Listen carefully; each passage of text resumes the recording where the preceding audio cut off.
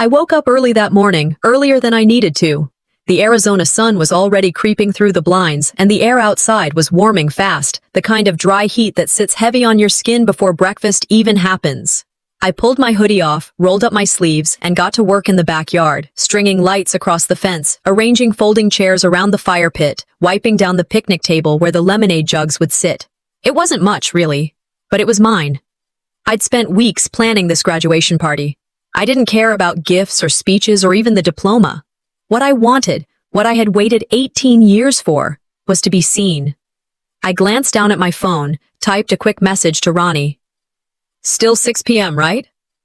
No reply. Inside, I heard Mom moving around the kitchen, humming a tune I didn't recognize. She came outside a few minutes later with a Tupperware of cookies and smiled at me, smiled like this was any other Tuesday, like it wasn't supposed to be my day. "Need help?" she asked, casually. I shook my head. "I got it." Before she walked away, I pulled out the handmade banner Kiana, the little girl next door, had made for me.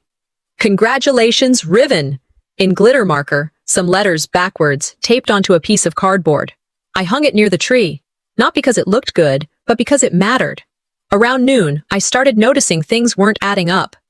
Dad was out front mowing the lawn, earbuds in, ignoring everything. Zadie, my sister, was home, which she wasn't supposed to be. She'd canceled her LA trip last minute and had been sulking upstairs all morning, blasting sad songs through her Instagram Live like she was auditioning for pity. Mom kept checking her phone, typing quickly, then slipping it into her pocket the moment I looked her way. No one mentioned the party, not even in passing. Still, I told myself they were just tired, busy, distracted. Maybe they were saving the big moment for later. I'd spent the day making lemonade, setting out the cookies I baked from Grandma's recipe, placing little votive candles in mason jars. By 5 p.m., everything was ready. The chairs were lined up in neat little circles. The table was set. I changed into my favorite sundress, checked my phone again. No missed calls, no texts. 5:30 p.m., nothing. 6 o'clock p.m. The backyard glowed in the evening light, golden and warm, like the ending of a movie that hadn't been written yet. 6:30. Still nothing. I opened my messages. Everyone had RSVP'd. "We'll be there. Wouldn't miss it. Can't wait to celebrate you." And yet, nothing. By 7 o'clock, the lemonade had started to sweat through the plastic. The balloons hung limp. The cookies were drying out. My stomach twisted. Maybe traffic. Maybe someone forgot to send a reminder. Maybe. At 7:45, I stepped inside the house. My parents were on the couch, feet up, watching some old crime series like it was any other night. "Hey," I said, careful with my voice, still hopeful enough to be polite. "Where is everyone?" Mom didn't look away from the screen. "Oh, we canceled it. Didn't Dad tell you?" Dad shrugged, eyes still glued to the TV. I stood there for a moment, gripping the back of the chair so I wouldn't fall over. Zadie's door slammed upstairs. Mom added, "Your sister's not in the right headspace for a party. It didn't feel appropriate." That sentence didn't register at first. It just floated there in the air, soft as poison. Not in the right headspace. I wasn't angry yet. I wasn't even sad. I was frozen, mentally detached, like watching someone else's house burn down while sitting in your own kitchen. Mom reached for her phone. "We sent out messages," she said casually, opening the family group chat. Didn't want to overwhelm anybody. She scrolled and then, as if reading a recipe, recited the pinned message. "Let's all keep things peaceful tonight. No drama." No drama. They hadn't just canceled the party. They'd painted me as the threat before I even had a chance to speak. I wasn't the guest of honor. I was the liability. It hit me then. Clear, cold, like a cracked glass in your hand.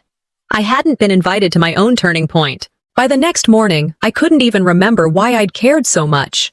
The backyard still looked like a party that someone had abandoned mid-sentence. Folded chairs left out overnight had slumped under the weight of dry air. Balloons sagged low like they knew they'd outlived their purpose. The cookies I'd made were stiff. Even the ants hadn't bothered. No one said a word about it. Not Mom. Not Dad. Zadie, of course, acted like the whole thing had never existed. Over breakfast, Mom asked if I wanted toast. That was it. No mention of the party, just toast? Like we hadn't just erased a milestone with the swipe of a group chat pin. When I didn't answer, she looked up from her coffee. Let's not dwell on things that didn't happen, okay? Then she added with a light chuckle, Life goes on, honey. Dad read the sports section. Zadie walked in 10 minutes later, hair still damp, phone in hand, already mid-scroll. Mom told her how proud she was. You've been so resilient, sweetheart. Really strong. Strong. That word again. I looked at my plate. I wasn't hungry. I wasn't anything. Midday came and went. I was in the laundry room when the doorbell rang. Riven, Mom called out. Could you grab that? I opened the door to find a FedEx box, addressed to me in handwritten marker. The return address was Ms. Lewis, my middle school art teacher. We'd kept in touch sporadically. She'd always remembered my birthday. I brought the box inside, set it on the kitchen counter. Mom looked up. Ooh, who's that from? Ms. Lewis, I said. She opened it before I could stop her, pulled out a hardback book wrapped in soft tissue paper, a special edition of The Giving Tree. Inside, a handwritten note on a card. To Riven, I'm proud of you. Keep growing. Without hesitation, Mom handed the book to Zadie. You should have this, she said. You need it more. I just stared. The tag has my name on it, I said, not loud. Just factual. Mom didn't miss a beat. You're both our daughters. It doesn't matter who gets what. Zadie flipped open the cover. Thanks. I could use something positive right now. She didn't even say it to me. Just aloud, like I wasn't in the room. I walked away without saying another word, because sometimes, the louder the silence, the deeper the cut. Later that day, I helped Dad stack the folding tables back in the garage. He moved slowly, like he was still working through his morning. Found something, I said, pulling a curled poster from behind the plastic bins. He glanced over. Oh yeah, that was for the party. Forgot we still had that. The poster was meant for my graduation. Big block letters. Only... Congrats, Riva, it read. Riva, that's our cat. He laughed. It was a typo at the print shop. We thought it was funny. Funny, I looked at him. Did anyone even care it was my graduation? He paused, shrugged. You know not everything's personal, Riven. I let out a short breath, something between a laugh and a cough. Sure. That night I went to the store with Mom. I didn't want to, but she said we were out of milk, and I didn't want to argue. At the checkout, Mrs. Chen, the neighbor 2 houses down, tapped my arm gently. We missed your party. I saw the photos online. Looked beautiful. Wasn't that your sister's thing? I blinked. She smiled. Anyway, congratulations to her. She's been through so much lately. When we got home, I went straight to my room, pulled out my phone, and opened Instagram. Zadie had posted a carousel. Photos of the backyard, my decorations, my banner, my cookies. Captioned, hard to celebrate anything lately, but I'm trying. The comments flooded in. You deserve it. Proud of you for pushing through. Stay strong. Not one mention of me. Not one tag. It was like watching someone else live your life on your behalf. Better, shinier, and without your name on it. I closed the app, threw the phone on my bed, sat in the dark. Later, I walked to the kitchen, opened the trash bin, and dug out the packaging from Miss Lewis's gift. Found the gift tag. Held it in my hand. Not as proof. Not to fight with. Just to remember it happened. I didn't want revenge. I just wanted them to remember it was mine first. The air in the house felt different the next day. Not loud, not tense, just too quiet to be normal. I was up before anyone else, again. But this time, not out of hope or purpose. Habit, maybe. I moved slower. My limbs felt heavier, like my body had finally caught up with the truth. Zadie was already dressed when she walked past my room. She was wearing the blue dress I'd ironed and laid out for my graduation. It was wrinkled now, a little stained near the collar, and smelled like hairspray and cheap perfume. She didn't ask, didn't pretend to. She just said, I figured it didn't matter anymore, and tossed the dress on my bed like it was a receipt she didn't need.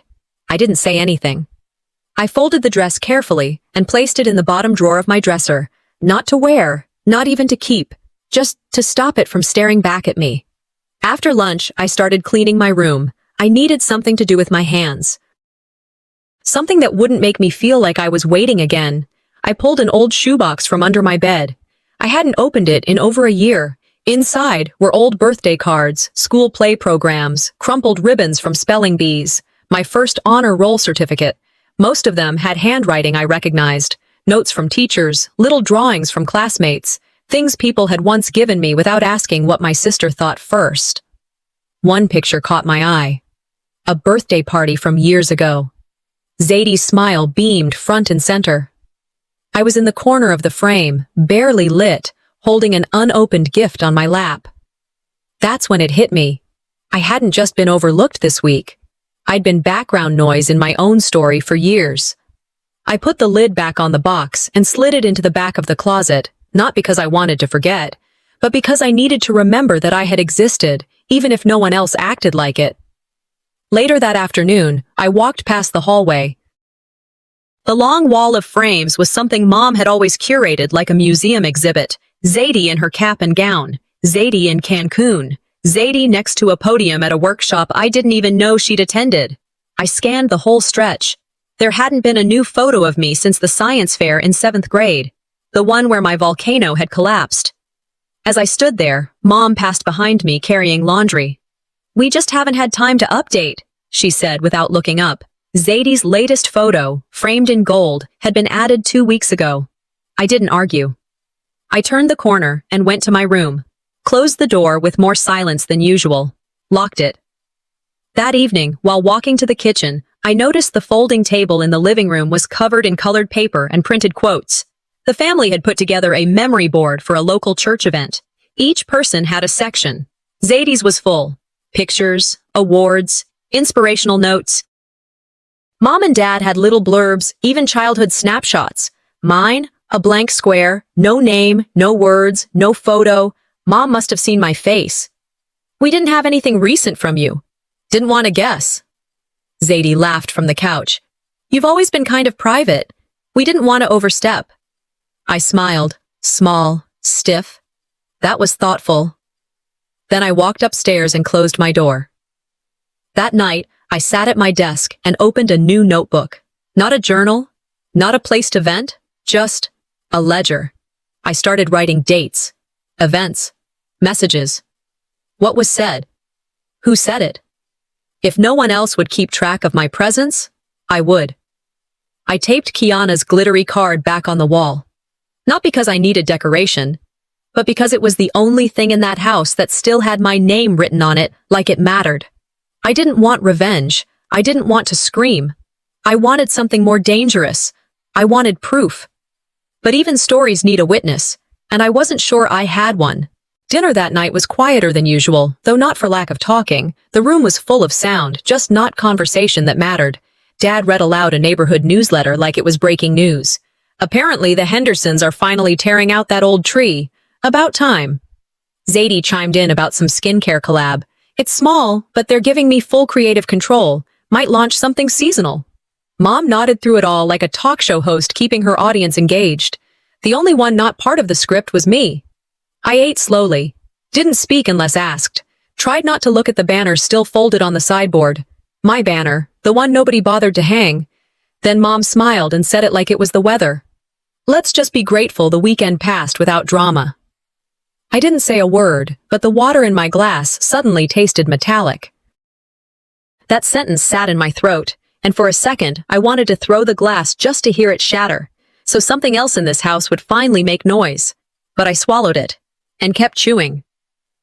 Later that evening, I was folding towels in the hallway when I heard Mom on the phone. She wasn't whispering, not hiding. "She's still so fragile," she said.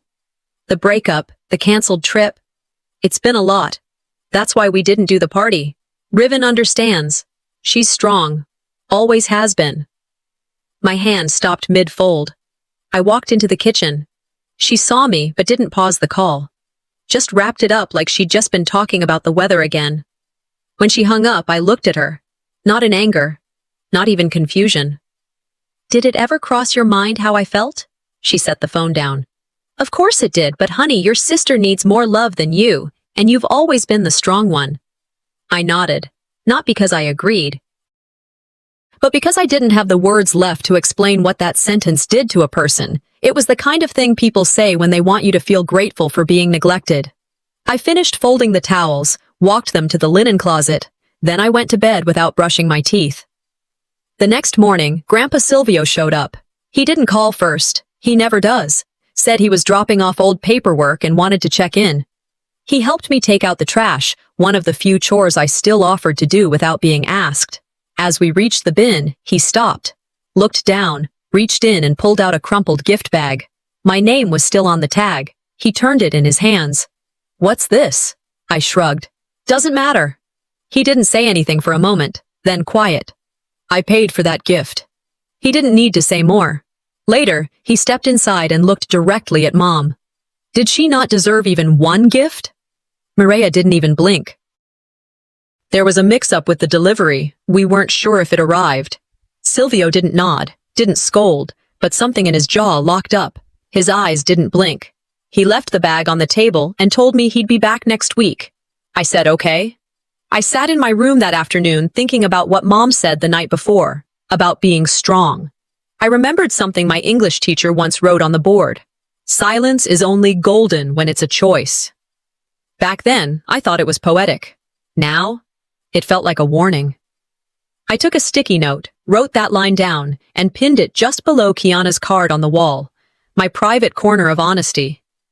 I wasn't angry at my family anymore. Not in the way people think anger looks.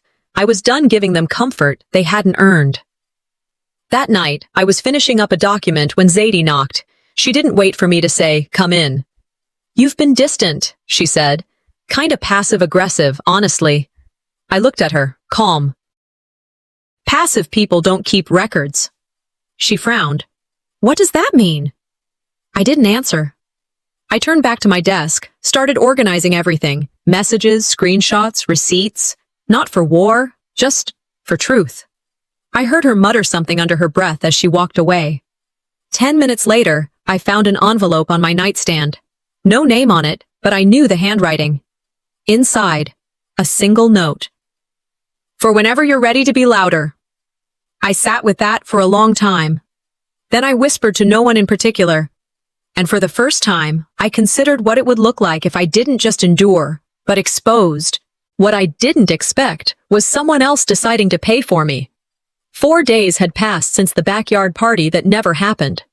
4 days since I found out my graduation was never about me. 4 days of silence stretching long between me and the one person I thought would always show up.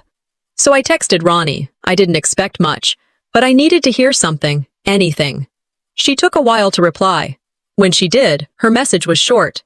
"Hey, my mom told me not to come. Said your mom said you were overwhelmed and didn't want visitors. I didn't know. I'm sorry." That was it. I called her. My voice cracked on the first word, but I didn't cry. She sounded nervous. "Riven, I would have come. I really would have. But I thought, maybe you needed space." I cut her off gently. "Thanks for telling me." She offered to come over now, said she'd bring ice cream. I told her not to. I wasn't angry. But I didn't want someone coming to patch a wound they didn't know existed until it scabbed over. Truth, not pity. I sat out on the porch for a while after that. No phone, no noise, just the buzz of summer bugs and the occasional car passing like it had better places to be. Then I heard the gate squeak. Kiana, the little girl from next door, tiptoed in. She was maybe 9, freckles, 2 pigtails that never stayed even. She held something in her hands, a folded piece of cardstock, markers bleeding through the paper. "I made this for you," she said. "I saw the balloons, so I figured it was your party." I took it. Bright colors, glitter everywhere, a giant sun drawn with what looked like a crayon meltdown. Inside it read, "You are my favorite big neighbor." That's it. No hashtags, no filters, just truth. I said thank you and meant it. She skipped away, barefoot, humming some made-up song. I stared at that card for a long time. Longer than I'd ever stared at any award I'd won. That night, after dinner, I went upstairs and opened my laptop. Zadie had posted a new video, a montage, my decorations, my candles, even the lemonade table, captioned, "Trying to stay strong through hard days, thankful for family." The comments rolled in. "So brave. You inspire me. Love how your family supports you." Not one mention of me, not one photo that showed whose party it really was. I didn't like, didn't comment, didn't share. I took a screenshot. Then I dragged it into a folder I had just created. False history. If they could rewrite it, I could record it. Later that night, I reached for my journal, the one I used to keep everything, thoughts, quotes, favorite lyrics, but I couldn't remember what the original party invitation looked like. Not the colors, not the wording, not even the date. I searched the trash bin, the recycle folder on my computer. Gone. That scared me more than the silence ever had. Erasure isn't always loud. Sometimes it sneaks in like fog, soft, quiet, slow, until you look around and can't see the shape of yourself anymore. I got out a thumbtack and pinned Kiana's card above my bed. Underneath it, I wrote, "This happened. I was here."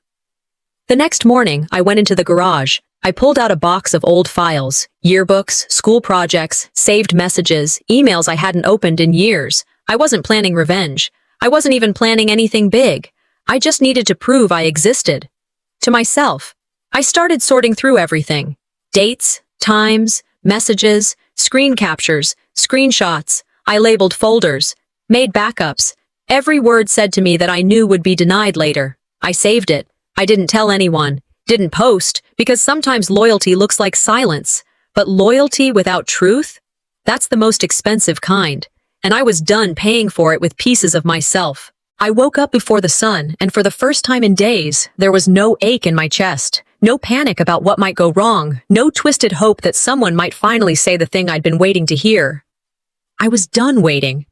The air inside the house felt still, like it knew what was coming. I walked through the kitchen, barefoot, past the photos that never changed and the silence that never explained itself. Zadie was out, filming, probably. Dad sat at the counter sipping coffee and scrolling his phone like the weekend never happened. Mireya handed me a grocery list without a glance. "Can you grab milk and eggs this morning?" she said. "No, thank you. No good morning. Just routine." I nodded, took the list, and when I looked at the family group chat later, I saw they'd renamed it Family of Three. That's when I knew, not in a loud, dramatic way, but with the same finality you feel when a door quietly clicks shut behind you. I went upstairs and started packing. One drawer at a time. Quiet. No panic. Just the essentials. Clothes, laptop, files, and Kiana's card. From the back of my desk drawer, I pulled out the folder I'd been building. Screenshots, printed messages, the gift tag from Ms. Lewis. Receipts of everything I wasn't supposed to keep. Everything they might one day pretend didn't happen. Then I opened the note from Silvio, reread it. "For when you're ready to be louder." I folded a piece of lined paper and wrote a single sentence. Put it in an envelope. No name on the front. In the kitchen, I slid it under the sugar jar. Then I zipped my bag and walked out. I didn't slam the door. I didn't cry. I just breathed out, like I was done holding something I never agreed to carry. As I stepped off the front porch, I opened Facebook. One last glance at what the outside world thought of my family. There she was. Mireya had posted a photo, a filtered shot of Zadie hugging her at the kitchen sink. Caption: Sometimes a mother has to make the hardest decisions. When your child pulls away, you hold tighter, even if it hurts. The comments came quick. "You're such a strong mom." This breaks my heart. Kids can be so ungrateful. I didn't screenshot it, didn't save it. Didn't reply. When a lie is polished enough, I thought, the truth always looks messy. But at least mine doesn't need a filter. I kept walking. The sun was dipping low, casting a golden haze over the sidewalks. The streets I'd grown up on no longer felt like mine. They were too familiar to be comforting, too unchanged to be safe. I didn't go far, just 2 neighborhoods over. Silvio's porch light was already on when I got there. I didn't knock. I didn't have to. He opened the door like he knew I'd be there. He didn't say anything, just stepped aside and gestured me in. I placed my bag by the hallway and stood there, unsure of what to say for the first time all day.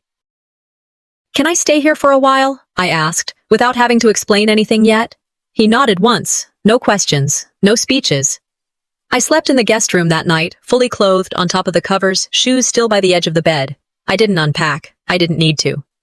Back at the house, Mireya went into the kitchen to make tea, reached for the sugar, found the envelope. She opened it, probably expecting a cry for help, or a thank you, maybe even a passive-aggressive guilt trip. but it only said one thing. Thank you for showing me what it feels like to be invisible. I will never unsee it again. She read it once, then again, then again. Joel walked in with a bag of takeout and saw her standing still. "What's wrong?" he asked. She looked at him, a faint smile on her lips, but her hands were trembling just enough for him to notice. "She left," she said. But what I left behind wasn't just a note, it was the beginning of the truth. 5 days at Grandpa Silvio's house, and I had already built a routine. Quiet, sharp, intentional. Mornings started with black coffee and silent glances between us. Afternoons were for reading, sorting files, checking every corner of my past. Nights were for remembering what they'd tried to erase. Silvio didn't hover. He didn't ask questions. He just existed in the way I needed someone to, steady and unbothered. "Justice isn't always loud," he said once as he passed me a thumb drive, "but it always keeps receipts." I took that to heart. I started setting up email alerts, changed passwords, checked every setting, every document, and that's when I saw it. Under my college account, pending scholarship reassignment. At first, I thought it was a glitch, some system delay, but the words stuck, reassignment. The next morning, I walked into the admissions office like I was checking for routine info. I asked about scholarship disbursement. The woman behind the counter smiled politely and pulled up my file. "Oh yes," she said. "Your parent reached out last week to redirect the scholarship. It's being adjusted toward a sibling's tuition, something related to mental health accommodations." I didn't flinch, didn't blink. I asked for clarification. "It was approved under your name. Your mom signed as your proxy." "The sibling?" "Zadie." I stood still, calm. But inside, it felt like my spine cracked. "I appreciate your help," I said softly. I left. Didn't break down. Didn't call anyone. I walked to the student center bathroom, locked the stall, and sat there breathing in tile cleaner and cold air. Then I opened the voice recorder on my phone and whispered every word that had been said. Dates, names, phrases, because this wasn't about emotion anymore, it was about facts. That evening, back in Silvio's study, I opened my laptop and started drafting the email. But before I could finish, a message came in. It was from Isaiah. I barely knew him, just remembered he used to hang around Zadie a year ago, back when she was still pretending to be balanced. His message was short. "I know you don't know me, but I think you deserve to see this." He sent screenshots, messages from Zadie to someone named Cole, paragraphs mocking me. "She always acts like the wounded little saint. I can spin that better than she can. People believe what you feed them first." Another. "I'm not worried. She doesn't have the guts." I stared at the screen for a long time. Isaiah added, "I won't go public unless you want me to, but I'm done pretending she didn't burn everyone around her." I typed back, "I don't need you to speak for me, but thank you for not staying silent." The next morning, I pulled everything together. Screenshots, audio recordings, tuition documents, every lie, lined up like bricks in a wall they didn't think I'd build. I titled the email, "Correction Request, Scholarship Misuse." Attached everything. Wrote a clean, direct statement. No emotion, just dates, actions, violations. I CC'd Silvio's legal advisor. Then saved a copy to a backup drive. Silvio walked past me as I hovered over the send button. He didn't say much, just nodded. I clicked. It was the quietest war I'd ever started.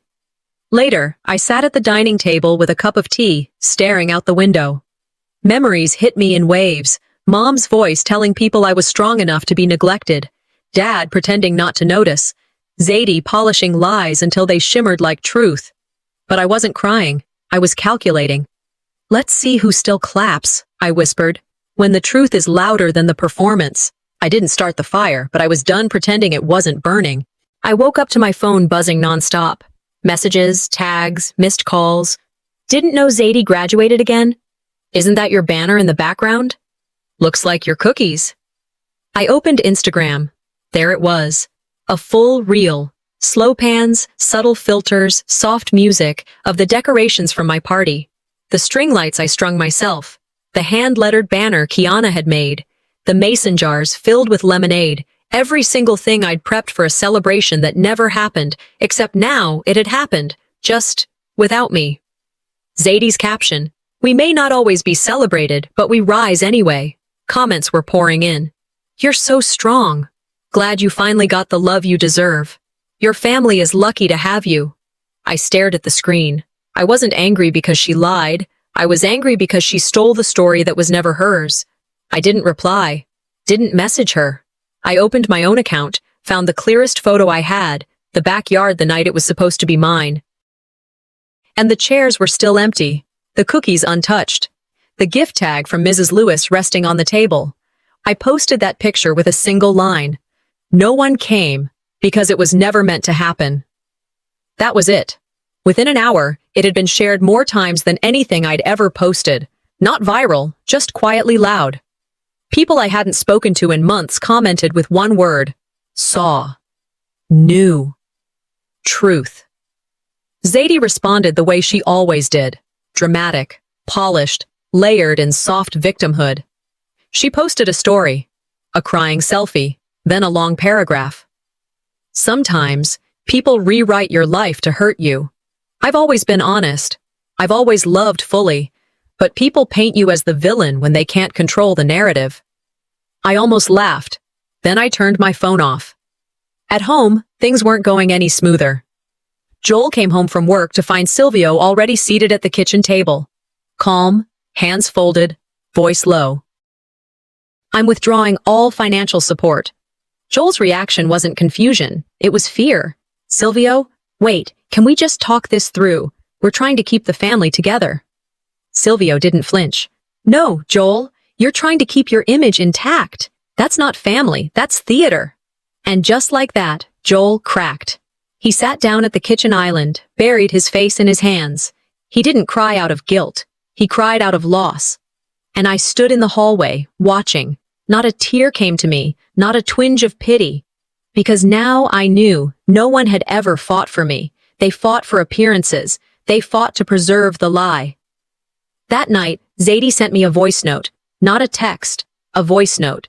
"You're ruining everything. You think this makes you better than us? You've always been jealous. You just hide it behind that martyr act."